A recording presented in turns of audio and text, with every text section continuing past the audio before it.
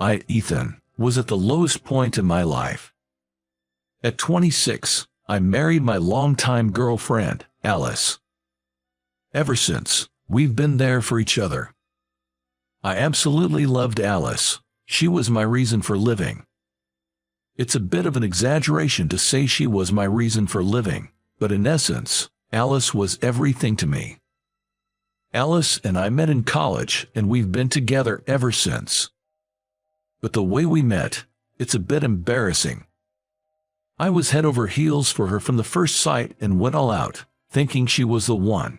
At first, Alice was taken aback, but her kindness and understanding only made me fall for her even harder. Eventually, I confessed that I wanted to marry her because she was Alice. Our relationship started quite passionately, but that was just the beginning. I believe Alice and I were doing well. But when I was about 30, Alice was diagnosed with cancer. By the time it was discovered, it had started to spread, and the doctors gave a terminal prognosis. I cried. I felt pathetic. Alice was the one suffering, not me. I tried not to cry in front of her, but she probably knew. She always acted cheerful in front of me, which was incredibly painful to watch.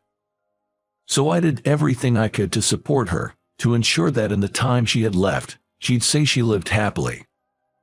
We went on trips, and she ate her favorite foods every day. Rather than suffering for a long time, she wanted to live her life her way. Because that was Alice's wish. We laughed a lot and had fun. Thanks to that, Alice lived longer than the doctors had predicted. Ethan is kind of lonely, right? That's why I want to keep some memories. By doing that, you can remember the good times, laugh, and not feel lonely, don't you think? Alice always thought of me and departed for heaven with a smile on her face. For me, it felt like the world was ending. I tried to act strong in front of Alice, but when I was alone, I was just lost. Before I realized it, my house was a mess, and all I did was either stay at home or commute to work. Nothing was fun, and I couldn't find a reason to laugh. Every day, I felt like everything in life was over. But then, a turning point came into my life. It was a month after Alice had passed away. When I checked the mailbox after work, there was a letter from Alice. I was shocked. I hurriedly opened the envelope, and there were words written in Alice's handwriting. This letter is something I asked my parents to send after I am gone. If you're reading this, it means I'm no longer by your side, knowing you without me around. Your room is probably a mess, and you're likely feeling down, aren't you? Thinking that, here's a surprise from me. A gift certificate for a stay at a spa resort. I secretly bought it. Use this to take a little break and refresh yourself. Oh, and you better use it. If you don't share a photo from the trip with me, I'll haunt you by her bedside. The letter held Alice's thoughts and feelings. Alice had been thinking about what would become of me after she was gone. That's why she prepared such a thing for me. Alice, touched by her kindness, tears welled up in my eyes.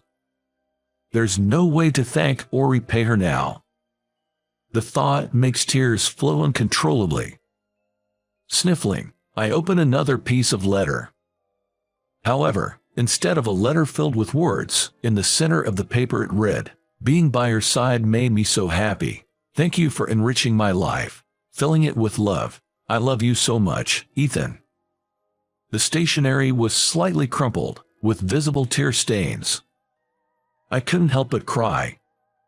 Crying and crying and crying. The one who should be thanking is me. Alice, thank you for loving me and being with me. I want to see you again. While being gently rocked by the bus's movement, I gazed at the lush mountainous landscape. Today, I took a day off to head to the trip Alice gifted me. Honestly, I wasn't too enthusiastic, but Alice was looking forward to the pictures. I was being carried by the bus, thinking of how much Alice loved nature. She was passionate about traveling, especially places rich in nature. Even after her terminal diagnosis, She whimsically said she wanted to forest bathe. I rarely went to places rich in nature like mountains or rivers. I might have gone on school trips, and that's about it. I once wondered, looking at trees, what's so fun about it? But after being with Alice and experiencing nature, I was touched by the earth's bounty and the beauty of nature. It's a view you can't find in the city. There's a sense of escapism, and before I knew it, I too began to appreciate nature. While much of the view from the bus is shades of brown and green, occasionally rivers and campsites come into view. Speaking of which, Alice and I went camping often. When she first suggested camping, gathering the gear and all was a bit of a hassle, but it was fun. Struggling to light a fire, overcooking the barbecue, getting overly excited over small things and laughing together. Watching the flowing forest landscape, tears unknowingly flowed. Every time I remember Alice, there's an overwhelming sadness that pierces my heart. It's unbearably painful. Silently, I wept. Please, let me cry. I'm not strong enough to recover so quickly. Excuse me, are you okay? I was just quietly shedding tears, but the woman sitting across the aisle from me reached out with concern. I'm sorry, I'm fine, really. As I tried to nod in acknowledgement, I found myself frozen in place. The woman before me was breathtakingly beautiful. The long-haired woman, noticing my stunned expression, tilted her head and asked, is there something on my face? Snapping back to reality and wiping my tears, I hastily replied, sorry, you just remind me of someone I know. It wasn't just her beauty that caught me off guard. She was undoubtedly gorgeous, but I was struck by a kind of hazy feeling, like we'd met somewhere before, but I couldn't remember where. Where was it? Darn, I can't remember. As I was deep in thought, the woman made a slightly disappointed face and chuckled. Ah, figures, right? She then mumbled something to herself, which I couldn't quite make out. Did I say something odd? Seeing her slightly forlorn profile, I instinctively tried to change the topic. Thank you for talking to me. It helped me pull myself together. It seemed like she was traveling alone, and if I continued to dwell on Alice, I'd end up ruining the trip she had planned for me. Maybe that's why I attempted to start a conversation. She looked surprised but responded with a gentle smile. I just thought it was a shame for such a handsome face to look so down. Are you traveling alone? The woman introduced herself as Meyer and mentioned she was staying at the same hotel for work. As I introduced myself and mentioned that this trip was a gift from my late wife, she responded, she must have been a wonderful woman. It's only natural to grieve when someone like her is gone. I thought she was truly a kind-hearted person, one who could genuinely connect with others. We still have some time before the bus arrives. Would you mind sharing some memories of your wife with me? Huh? Oh, I'm sorry. If it's too painful, you don't have to. It's just, I grew up in an institution and have always been single, so I've never really known the warmth of a family. Maya looked at me with a hint of envy. Although she seemed just a bit younger than me, she had a certain youthful innocence about her. Her words made me wonder if she had grown up starved of affection. They were so deeply sad and heavy. If you're okay hearing my stories, I've got plenty. With that, I began sharing the joyful memories I had with Alice. You two must have been a very close couple. Thank you for sharing that with me. Maya replied with a warm smile.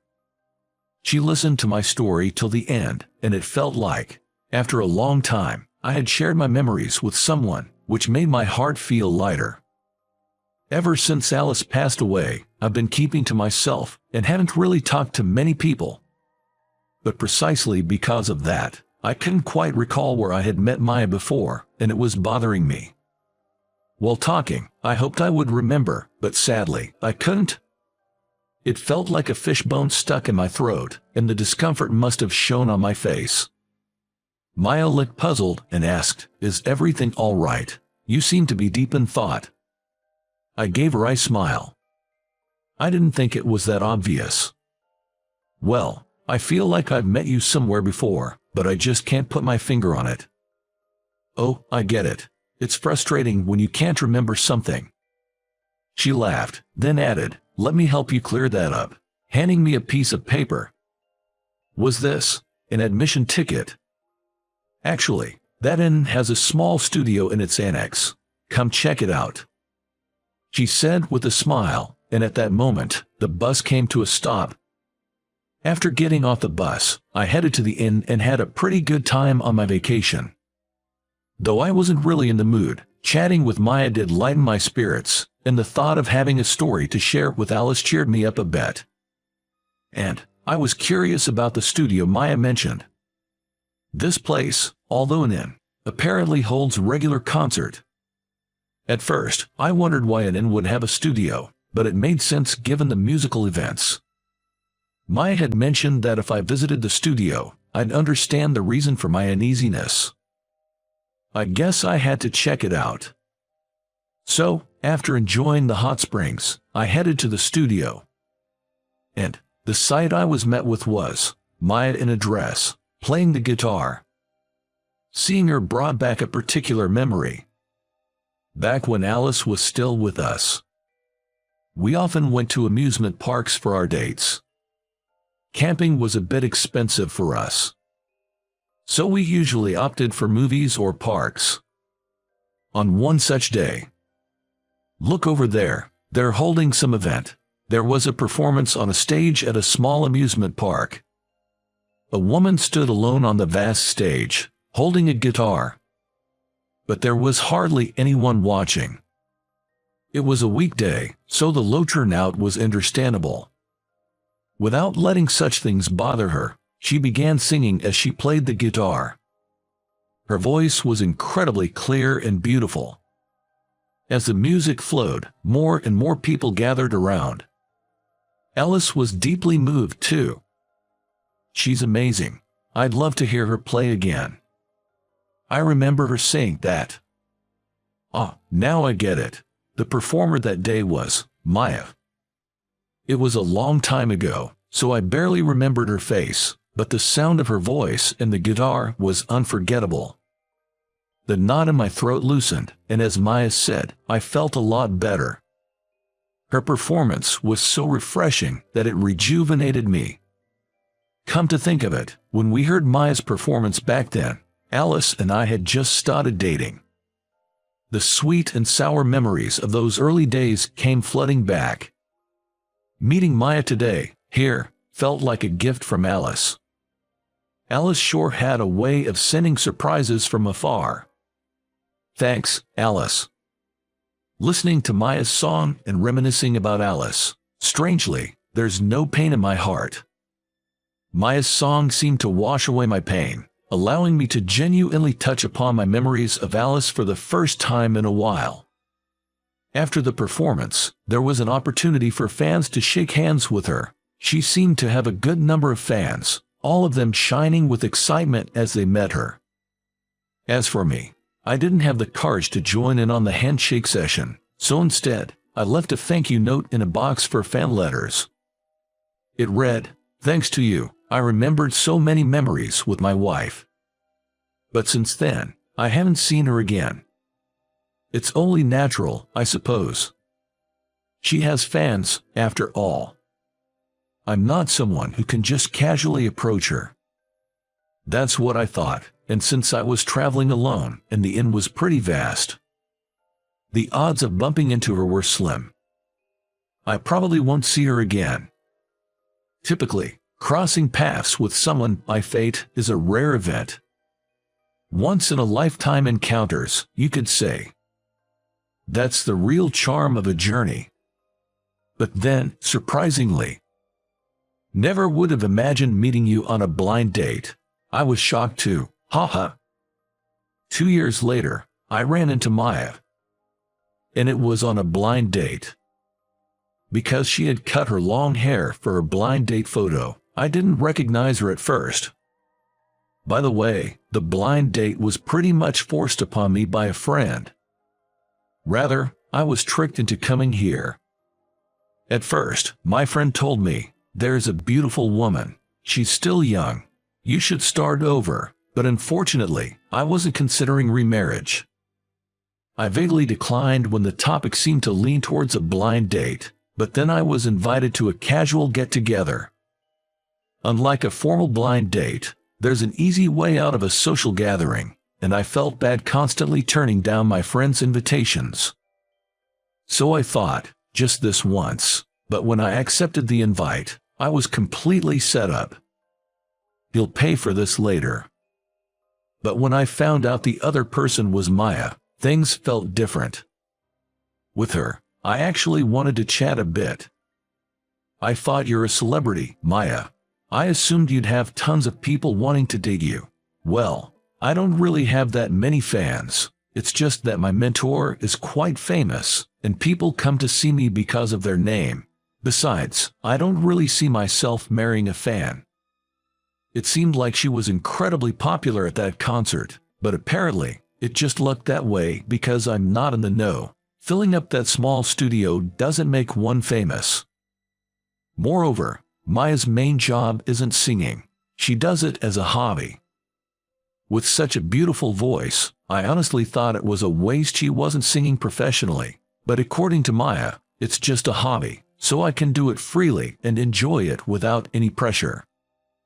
Guess there's something to be said about the pressures that come with going professional. Different strokes for different folks. Through these conversations, Maya and I grew closer. Turns out, our connection was destiny. We began dating and, before we knew it, a year had flown by. We clicked in many ways. We rarely fought, and our relationship was smooth. Perhaps our compatibility was spot on, or maybe it was all thanks to Alice. I felt as though Alice nudged me towards Maya. I was genuinely keen on pursuing a relationship with Maya. But I did wonder, was I good enough being a divorcee? When I voiced that concern, she firmly told me, "It doesn't matter. I want to be with you, Ethan." Hearing her say that made me really want to be with Maya forever. Of course, I hadn't forgotten about Alice. I never could. But if I keep living in the past, I feel like Alice would scold me. She'd probably tell me to pull myself together. So, I decided to move forward. "Will you marry me?" My second marriage proposal in life. I knelt before Maya, presenting a small ring and flowers. She broke into a big smile, joyfully saying, "I'd love to," as she accepted the ring. It felt incredible. I never want to experience that depth of sorrow again. Since Maya knew about Alice and my past, we get regular checkups together. Early detection increases the chances of a cure after all. And we didn't have a wedding ceremony. It was Maya's wish. "Your wedding with Alice is a precious memory. I wouldn't want to overwrite that. She was so considerate." However, every girl dreams of a wedding ceremony. So, as a small gesture, I surprised her with a photo shoot in wedding attire. She was absolutely thrilled, saying, "This will be a memory to cherish forever." Seeing Maya in that dress with a radiant smile, she looked truly happy. Just watching her filled my heart. "Hey Alice, if I told you I got remarried, would you be mad at me?" "No, knowing you, if I ever made Maya cry, you'd probably haunt my dreams scolding. Don't make your wife cry." The bond between Maya and me, somehow connected by Alice. I'll cherish this bond forever. So, everything's fine now. Sorry for causing so much worry. Thanks to Alice, I managed to move on. I intend to do for Maya all that I couldn't for Alice. That, I believe, would be my way of repaying both Maya for coming into my life, and Alice